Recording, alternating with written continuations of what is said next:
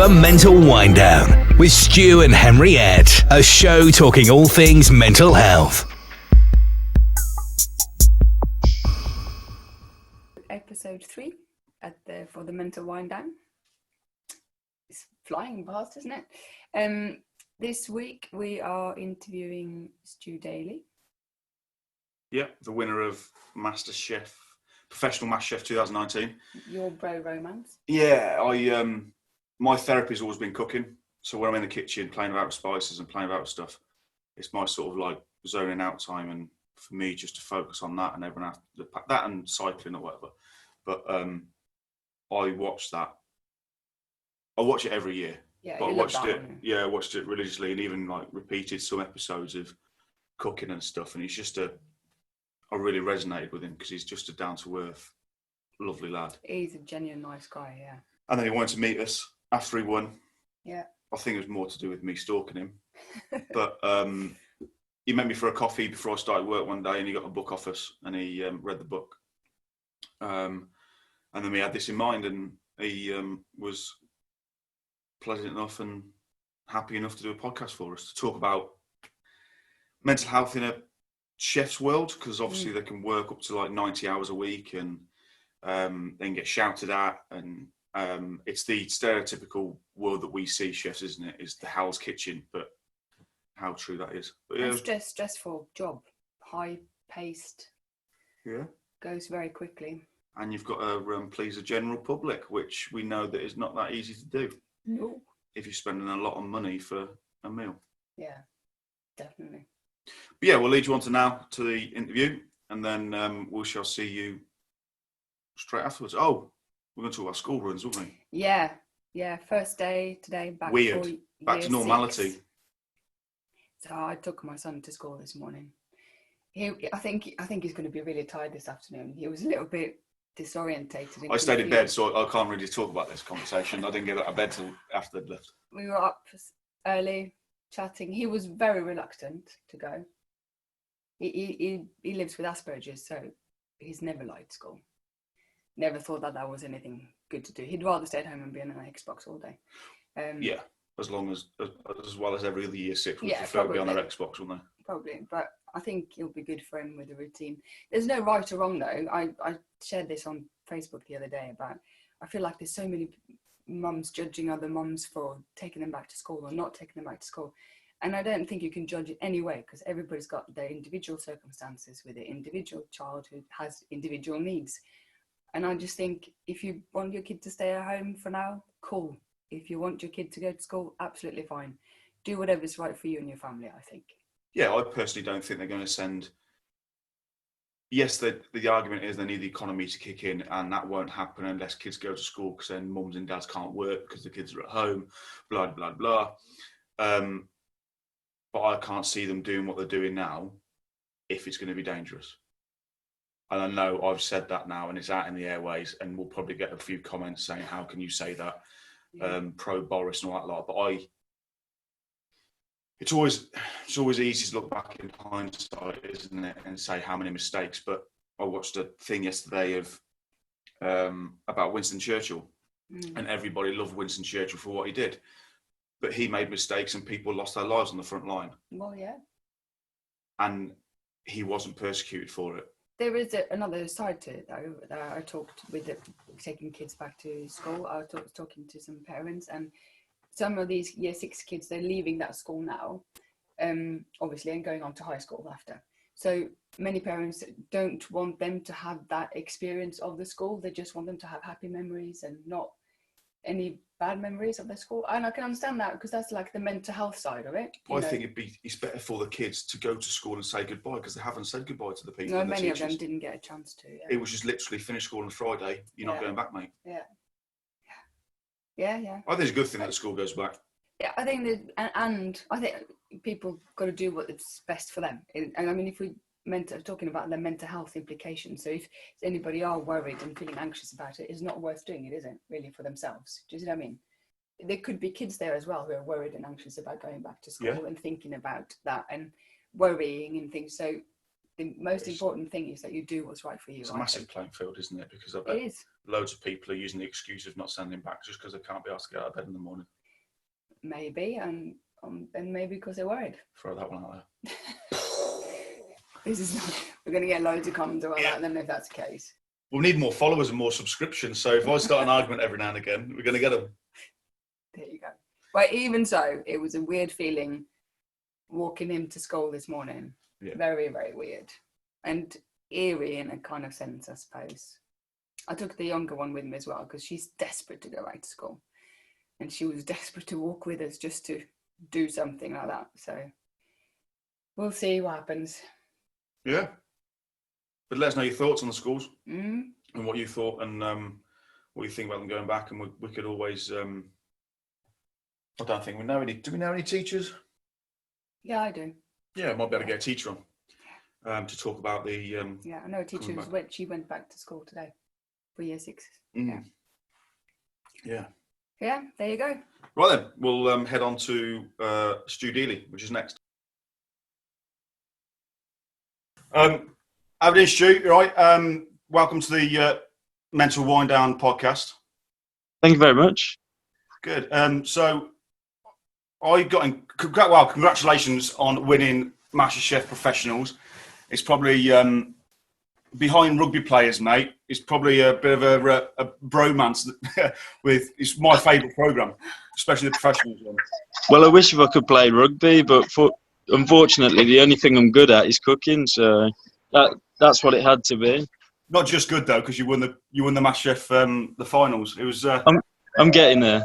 Yeah. Is it come to terms with it yet? Have you sort of? Do you look at the trophy and think, yeah, that's mine? Yeah. I mean, it's useful for all kinds of things. It's good for weighing things down when it's windy. Good to keep the door open. It's brilliant for most things. So how you been keeping with lockdown? Good. You just got to kind of keep active. Obviously, I've got quite a young family. Jack's coming up 3. So trying to keep him entertained whilst also explaining that he can't go to the park and telling him that the park's been having a deep clean and it's been being cleaned for the last 9 weeks. You know, luckily he's at an age where he believes it. So he probably thinks that cleaning takes a really long time. Yeah, exactly. Well, I mean, he's used to watching me clean around the house, so he's used to that. Come on, mate. Tash does that, doesn't she? I don't know what she told you, but yeah. Well, yeah. We were talking about our previous episodes about COVID and how much positives we've taken from it. So the family time is a massive positive, especially for you with the amount of hours because you're all over the country beforehand, weren't you? Yeah, I think it's given everyone a time to reflect on maybe what they want in their personal lives and also in their businesses as well. But in terms of my own personal life, spending this much time at home, I've never spent this much time with Jack in his whole lifetime. You know, so it's been amazing. Are you doing the takeaway? We just mentioned off camera about the takeaways that you're doing Stu Deeley at home. Are you running that for Simpsons and cooking everything at Simpsons? Yeah, so we're running everything from Simpsons. That's kind of our little hub, and it's perfect for what I think is wanted right now, because people are bored of cooking now at home. I'm bored of cooking at home. I'm scratching around for any kind of takeaway that I haven't had before, you know, and I think it's perfect because people want a restaurant type experience without having the risk of being in a restaurant, not even that you can at the moment.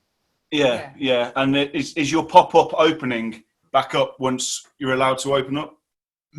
Because of social distancing, it's a possible maybe, because obviously being a 12-seat kind of restaurant setup, you're never going to be more than 2 meters away from someone. Okay. Unfortunately, that's the case, but as with a lot of people in the industry, the whole industry just has to adapt to what we have at the moment. Yeah, completely. It's a new challenge as well, a takeaway, I suppose, isn't it? Yeah. I mean, I've always joked about it, but I've always wanted to have a takeaway. So this is perfect. This is my dream come true. Never mind MasterChef. How does it work? Is everything pre-cooked and we just warm it up when we get at home? Yeah. So everything comes in containers. Pretty much like 85% done, and then you just do the little finishing touches, and you can hear some balloons popping in the background. Just do the finishing touches at home, and then that's it. Brilliant. Sounds ace. I looked at the menu. Does the menu changing every week? Yeah, so the menu changes every week. Try and keep it as, relevant to my style as possible, and just try and have a little bit of fun with it as well. Like, next week is tiramisu, so Yeah, I've seen that. I like that. Bringing out all the puns. And having a great name, mate. It's I quite like the puns like that. Yeah, exactly. Yeah. So, going on to your sort of career and being a chef, what was your inspiration with being a chef? What made you turn? Was it something at school? Did you enjoy school? I think it was more survival, to be honest, because my mum was a terrible cook. So it was, someone needed to do the cooking, so it landed on me. No, it was just something that from a young age, maybe like 11, I was just really interested in cooking, and I was never really that interested in anything academic. Like, I would just sit in lessons and just zone out to a different place. Either that or just go and bunk off somewhere. And looking back, to go and do things that were absolutely pointless, like going and sitting in the field for 3 hours. Absolutely no point. I could have got an education, but at the time I wasn't interested. Yeah. So I've heard that Ready Steady Cook sort of did that spur you, or were you the same as me? Got back from school when you went to school at 4:30 when it was on and just watched it and. Yeah. So Ready Steady Cook, loads of different programs, to be honest. And just watching people like Gordon Ramsay. Obviously, part of what he does is it's more about him as a person than his actual cooking ability. Whereas, you watch someone like Jamie Oliver and there is no cooking ability, but you watch these people and you almost idolize them a little bit. It's great to, once you find something you enjoy, it's great to grab hold of it and then just keep pursuing what you want, and that's kind of what I did from a young age. Nice. So what's your motivation? What sort of spurs you to getting into MasterChef, winning MasterChef, and is it restaurant next, Michelin stars? What keeps you motivated once you've succeeded in that goal? I think just the thought of never stopping. Nothing is ever good enough. When you create a dish, it's the same philosophy. Like, it's good, but it could be better. And you never, myself personally, I'm never 100% happy with anything I do, because I always want to do better, whether that be I want to, progress on to getting a Michelin star, or I want to be one of the best restaurants in the UK. It's always things like that keep you motivated and they keep you pushing forward. Cool. And the little man Jack, so you motivated as well. Yeah.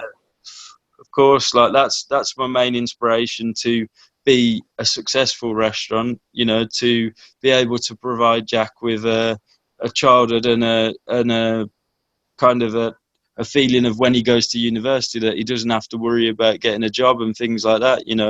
And when I was talking to Marcus Waring, he was talking about, obviously, his inspiration with his kids was to always, whenever they go on holiday, to fly first class. Everyone's got different motivations, and for me, Jack and obviously Tash are my main motivation to be successful. Yeah, I read, I listened to a couple of podcasts you've done since winning MasterChef, and one thing that you said that did motivate you was that text message you got off, was it a previous chef, when you walked out of you walked out of the restaurant, didn't you? And then you got a text saying, "Enjoy flipping burgers." Does that motivate you? Does that give you a kick? Yeah, so he was quite a well-known chef in Birmingham at the time. His restaurant's not there now, unfortunately. Is that due to text messages he sends former colleagues? Yeah. Yeah, he he basically, you know, made life quite difficult for me. I was 18 years old. I'd just kind of left college, working in a restaurant and kind of learning the ropes. And he, on the flip side, I guess, was like a struggling restaurant, and he didn't want to pay for things, and he wanted to make things as streamlined as possible. And the two don't mix. You know, you have to look after the staff. Oh, completely. And that was something that he always failed to do. And some days we would work from like 8 till 1 o'clock in the morning, you know, 5 days a week. And we would do hardly any customers.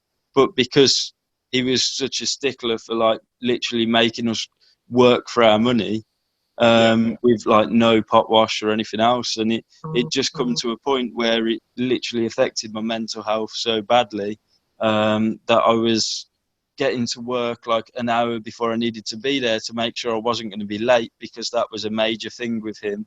And then I would sleep for an hour in my car before I went into work, you know. And it was things like that it was affecting my lifestyle. Like I would eat for the first time in the day at like 12 o'clock at night when I got home, and it just wasn't a healthy lifestyle. And could you recognise that your mental health was at an ebb, doing those so many amount of hours, not eating, obviously not sleeping that well? Not until the moment where I decided, okay, enough's enough, I've got to walk out, because I just couldn't see it. I couldn't see any light at the end of the tunnel. I've always been one of those people that I'll never loose anyone down, but when I feel like people aren't there for me, I'm not there for them. You know what I mean? It's a very difficult situation to be in, and I never really want to be that person to walk out, and that's the only time I ever have in my whole career. But there was that feeling of like, this isn't going to end, and unless I change something, you know, I'm literally going to become miserable. So then I chose to do that, and then the next morning I received a text message saying, congratulations, you're going to be flipping burgers for the rest of your life. And then that was one of those moments where I thought, no, I won't. I'm gonna go out there and I'm gonna do what I need to do to be successful. But and quite thankful you had that text message, because it spurred you on to where you are now and what might lead on to the future. Yeah, it's not my only inspiration, but it is one that I like to think back to, especially when his name gets brought up in conversations. And he's a very strange man.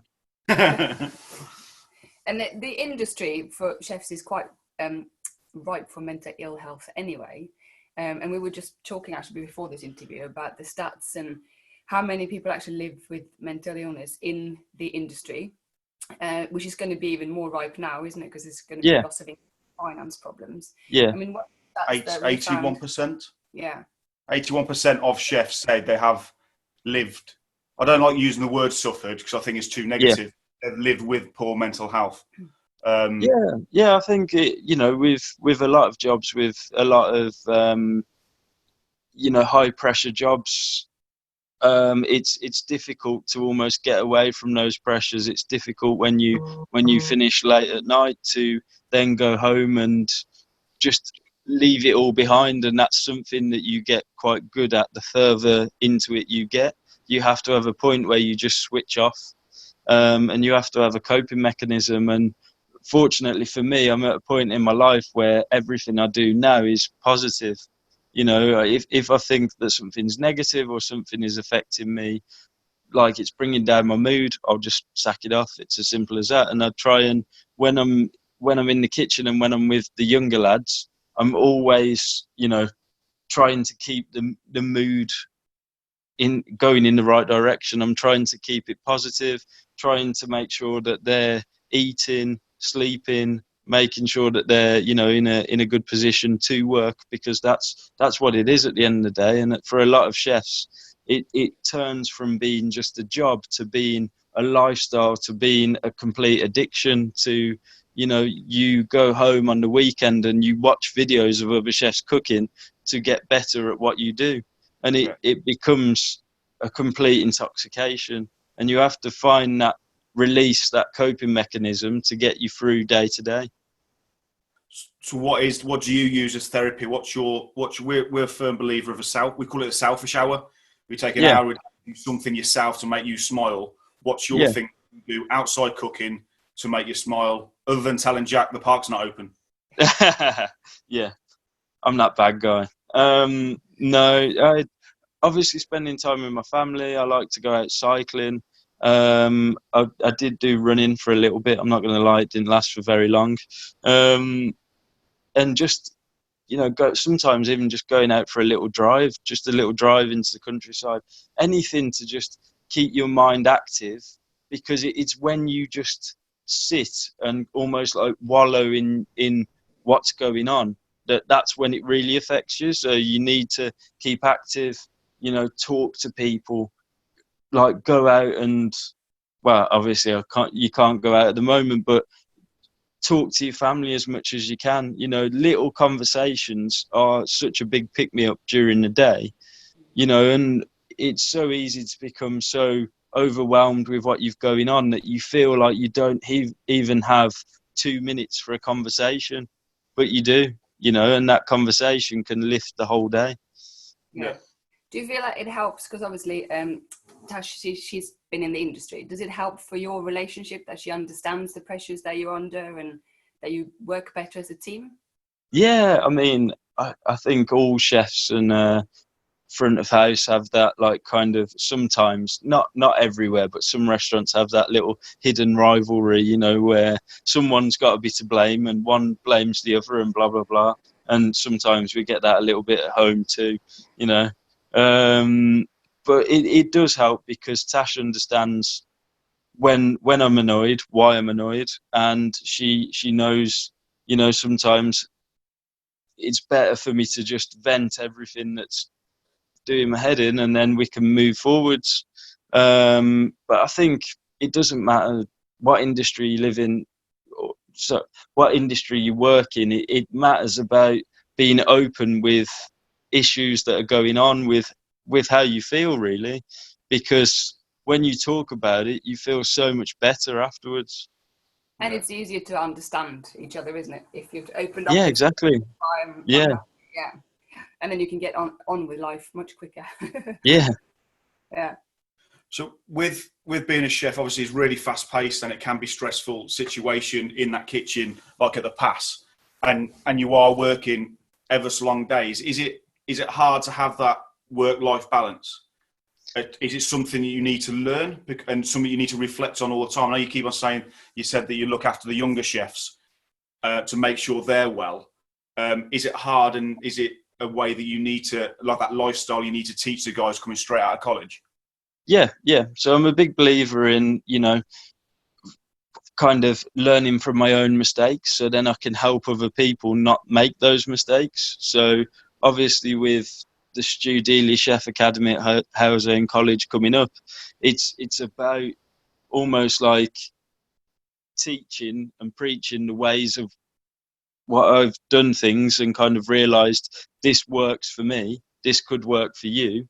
And it's when you're at work, it's trying to get into people's heads, okay, work as fast as you can for half the amount of hours and you'll be fine, because it's too easy to just go at a slow pace and work all day from 9 till midnight, or you can work as fast as you can till 9 till 3 and then finish at 10:30. Yeah. It's about just doing what you've got to do, get it done, get out, go home, go to sleep, eat whatever you need to do, and then have that almost that release from work, that 12 hours between going back to work again. Yeah, just a well done on the Stu Deeley Academy at Howzone College. I think it's brilliant. Thank you. With putting the realism into a college course. So you're going there with your experiences and saying exactly how it is. Like, you might be working 14-hour days. You might be doing this. You might be doing that. Like, coming from a personal trainer sort of environment, all these personal trainers at 17 get told in college are going to earn 50 grand a year as soon as they walk into the gym. Yeah, of course. Yeah. It ain't the truth. Where do I sign up? Yeah. Exactly. It ain't the truth, Stu. It ain't the truth. Yeah. So it's great that you can go in there and do the real talk and say it as it is. Yeah, and that's what it's all about. Because I remember when I went to college, and it was a case of there was about 30 of us in my year group that we started out with. By the time we got to year 3, there was 8 of us in my year group, and then now I'm looking at the other chefs out of just those 8, and I think I'm one of maybe 2 or 3 that are still cooking. Wow. And it's because people aren't prepared, and it's not the college's fault. It's just, almost you need that, like you said, that little bit of realism, that like what you're about to go into is a bit different to what, like, an academic environment where you're sat in a classroom, you're sat in a hot kitchen with maybe, in some cases, like 50 other chefs. And if each one of those don't pull their weight, someone is to blame. And it's for me, it's, there's that, and there's understanding that. But for me, going forwards, there's a change in mentality. There's a change in how chefs deal with that situation. I never shout in the kitchen. I don't shout at people because, one, I don't think it's necessary, and 2, I think if someone shouted at me, I'd be a lot less likely to want to work for them, to go in and push as hard as I can. Yeah, I agree with that. I think that's a good ethos to have, and I think as well it like promotes the inspiration for young people to know that shouting isn't necessary, and you can actually do it in a kind way. Learning it in a kind, empathetic way, really. Yeah. Did you take that from watching Gordon Ramsay? Just do the opposite of what he used to do? Yeah, exactly. No, I think it's something that's more to do with my character as a person, really, to be honest. It's, I'm not that type of person in general. Like, I don't think that you have to be hard on people for them to learn. It's about showing someone the way, and then if they get it wrong, is it actually that you haven't shown them correctly? Right, some people just aren't going to get it, and that's the way it is. But then you have to use your own judgment to know who's good at what and give them the right jobs to suit them. Okay, I can see why Health Owen College asked you to start on that program now. Yeah. I did read that Gordon Ramsay, that was all he got told by Channel 4 to be that horrible. Yeah. So he's not. He's meant to be quite a nice bloke deep down. Well, yeah, I think everyone's quite nice deep down, but it's just how far you're willing to go before. But like, obviously, Gordon's he's of a whole different mentality. He's had 3 Michelin stars. He's got a multi-million-pound business. He's under so much stress every day to make things happen. And he's also in the spotlight for any kind of paper or journalism, and they just spread so many stories about him. Like this current thing of him in Cornwall during lockdown. Oh, he's done this, he's done that, he's having a go at this person. It's like, just leave him alone. He's just a normal person just trying to get on with his life. He's a successful businessman, he's a celebrity, but deep down at his core, he's just a chef, and that's what he does. And the reason why he's so successful is because he is cutthroat. And I think the industry is changing for the better now, but back when he was doing it, and back when he was at the top of his game, when he'd just got 3 Michelin stars, the reason why so many chefs trained underneath him is because he was ruthless, but at the same time he gave them the foot on the ladder to say, okay, I've worked for Gordon Ramsay, give me a job, I can prove myself, and it gave people a foot in the door. Yeah. So many chefs, same as going through Simpsons, so many chefs have gone through Simpsons to do great stuff within the area of Birmingham, but so many, it's amazing. I know when I watch your MasterChef Professionals, I watch it every year, and you see the room of, was it 24 Michelin stars? So many come from Gordon Ramsay. Yeah, absolutely. Yeah. Everyone, everyone filters through the same kind of channels. A bit like you said with Birmingham, Simpsons is an institution. It's not just a restaurant. There's been so many chefs that have passed through there, to the credit of Andreas and Luke. And the point of that being that Luke's also not a shouty chef. He doesn't he doesn't lose his temper. He doesn't say, "Oh, you fuck this up," and then goes absolutely mental. He's about showing you the way to do it.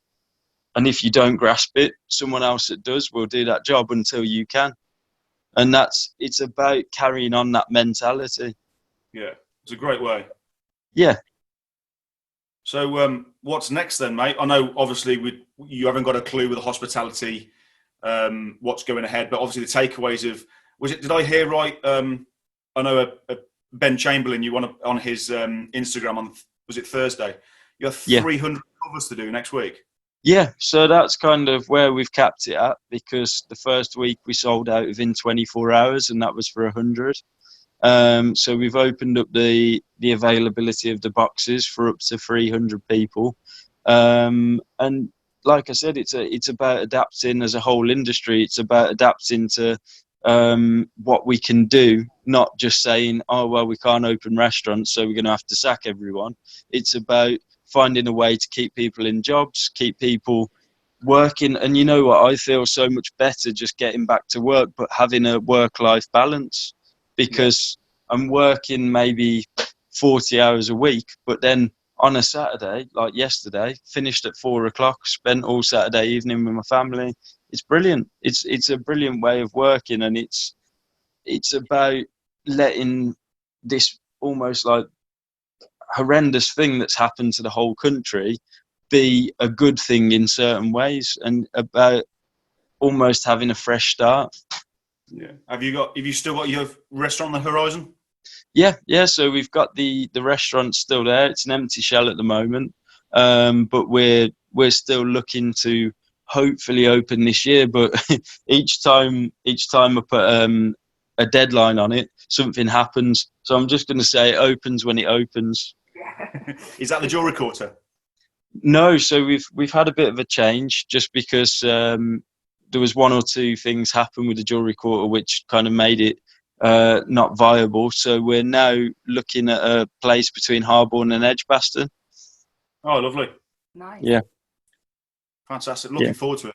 Yeah. Looking forward to it. Yeah, me too. It would be good to just be, home and just cook away and just enjoy what we do. Yeah. We were following it around because we were having a joint. We've seen you win, and then we want to go for a joint meal somewhere. So we were just about to book in the wilderness, and then you left there. And then we have got a ticket for your pop-up, but unfortunately we got phoned. I'm giving you the run around a little bit. You have, mate. You have. Is it? Hopefully, you don't start charging for all these text messages I send you saying, "What can I use instead of coconut milk?" No, it's all good. It's this one's fault, mate. She's gluten-free. Yeah, sorry. No, listen. It's it's great that the industry has adapted to everyone's requirements so well. I think because the only reason why gluten-free food was so almost like not boring, but it wasn't really an option even 5 years ago, because restaurants were almost quite ignorant to it at the time, because it was like, is this just a fad? And then people realized, okay, it's not a fad, it's an actual dietary requirement. So we need to have a good gluten-free menu, a good vegan menu, a good vegetarian menu. And it's about, like I said, with adapting what we offer, it's also adapting to what the customers and the guests' requirements are. So I've never, at the moment, I love making pasta, but I haven't made gluten-free pasta. I just can't do it. Is there any tips? I do have a good gluten-free pasta recipe. It's just the same method, but it's just about finding the right flour. Oh, right, okay. Yeah, just because obviously using like rice flour and things like that, it tends to break up. Yeah, okay. Cool. Well, Cool. thank you very much. Yeah. Of course. It's been great having you on, and I think we'll still stay in contact with. Well, I'll still chase you around until you give me a seat at one. Yeah. We'll get there. We'll get there. Yeah, but thank you very much, and open and through your busy lifestyle at the moment. Honestly, congratulations and good luck with your takeout. Just going to go ahead. Thank you very much. Yeah, it's great. It's good to just be busy. Yeah, absolutely. Can understand that. Yeah. Well, we really appreciate your time, and say hi to your family. Hopefully they'll cope with you going back to work as well, and probably miss you when you go back to work that much and not being. I'm not sure about that. Oh, they might be glad. Yeah. Happy birthday to you. Thank you. Cheers. Lovely to see you both. Take care. See you later. Welcome back. That was the interview with Stu. As I'm sure you could all hear and see if you're watching us on YouTube, that he's a very genuine, nice, down-to-earth guy who's got Lovely lad. Yeah, he'll go very far, I reckon. Kind man, yeah. And from Birmingham. Yeah. He said as well, I read an interview where we never chatted about it. He said in an interview that he would have to get given or offered footballers' wages to move out of Birmingham and work out of Birmingham. So he always wants to do it because it's Birmingham fusion, isn't it? That he does food-wise, with all the different cuisines and people all over the world and stuff. The food from all over the world, he sort of like somehow puts it all in the same dish, and that's what he's all about. And we're trying to book on for one of his takeouts this weekend. That'd be nice. Friday. Yeah, that'd be nice. Yeah. But what what a great way he was talking about. I know you were impressed about the Stu Deeley Academy at the Halesowen College and how he wants to teach people, which I think is brilliant. I like the fact that he's putting back, that's where he came from, at the college, and then he's putting back into the college to teach others, and in a nice, kind, very well inspiring way, which is going to work so well for young people from different backgrounds who can all have that opportunity. Yeah, and hopefully out the 30, like his experience, the 30 going in and 8 ending up finishing, hopefully with his academy, he can have 30 people going into the year, and at the end of the year, you're going to get people dropping off, but at least there's like a 60% ratio, so like, I don't know, what's that? I'll just put myself on the about 20 people. About 20 people, 2/3. Yeah. 2/3 go through. That's great. Which would be good. Great initiative. Yeah. And we'll let you know how the food goes. I've been looking forward to eating his food since I watched him on MasterChef. And we were unfortunate with unfortunately I was 40. And we're unfortunate because we had a table in his pop-up. And we were about a week away, 2 weeks away, before lockdown come in. So then it got cancelled, which is so hopefully we can jump on his takeout. Yeah, that would be good. So this week we have it's all about me at the moment and the people that I've got, but we have Charlie Hodgson. It'll change. I don't know how I'm going to get through this interview with Charlie. He's England's national rugby player, 38 caps, British Lion. I think he's still the highest point scorer of the Premiership. He's won all titles. He's just if you're a rugby supporter, you'll know this name. Yeah. He's a World Cup winner. So whatever he does in life, he has got top trumps. Whatever he does in life, he's got that top trump card. Yeah. Someone can say, "You're an arsehole, Charlie," and World Cup winner. You can't do that, Charlie. World Cup winner. It's the best top trump card you can ever have. Yeah. Well, I didn't know who he was, so I've had to do a lot of reading. We'll film it. You'd have to be here if you don't want to. No, I do want to. I obviously want to because he looks like a really inspiring guy. Yeah, but we're going to talk. He does a lot of stress management now, and he talks about performance and enhancing that stress within the performance to get the best that you can be, and obviously from his career as a rugby player. Being the lead kicker, being the number 10 shirt, we'll go into that. The amount of pressure he must be under, and we'll talk about that and how you can channel that stress and pressure into performance. You're very excited about this interview, aren't you? I'm looking forward to learning as well because I am shit with stress. Yeah. I can't channel it. It just gets up to there until like I need to go out for a cycle. And then the bubble bursts. Yeah, and then I can rant to myself for 3 hours on the bike and I'm all right. Yeah. When are you off on your cycle? In about 10 minutes. I am going in 10 minutes. Yeah. Okay. Have a good week. Thank you very much. See you next week. See you later. Follow the podcast on Spotify and Apple Podcast. Just search The Mental Wind Down. Listen anytime and anywhere.